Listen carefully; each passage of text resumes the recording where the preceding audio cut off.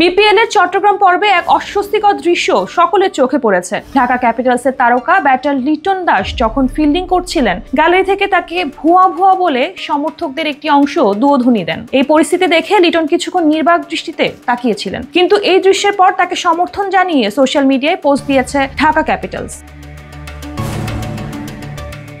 Dhaka ক্যাপিটালসের Facebook পেজে একটি পোস্টে বলা হয়, আপনি হয়তো একটি ঝাপসা ভিডিওতে কাউকে দুয়োধ্বনি শুনতে দেখেছেন। আমরা দেখেছি একজন জাতীয় নায়কের বিপিএল ইতিহাসে দ্রুততম শতক হাঁকিয়ে রেকর্ড করা পার্টনারশিপে অংশ হয়ে ওঠা। আরো বলা হয়, আপনি সমালোচনা দেখেন, আমরা দেখি ঐতিহাসিক কিছু মুহূর্তের সৃষ্টি। লিটন, আপনি আমাদের ভালোবাসার প্রতীক, আপনি আমাদের গৌরব।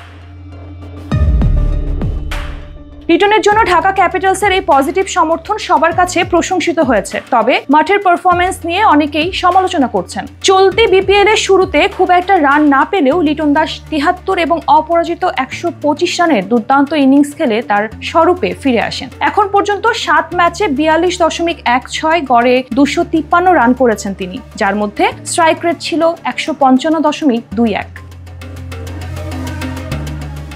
তবে এবারের বিপিএল এ লিটনের দল ঢাকা ক্যাপিটালসের অবস্থা খুবই সংকটে।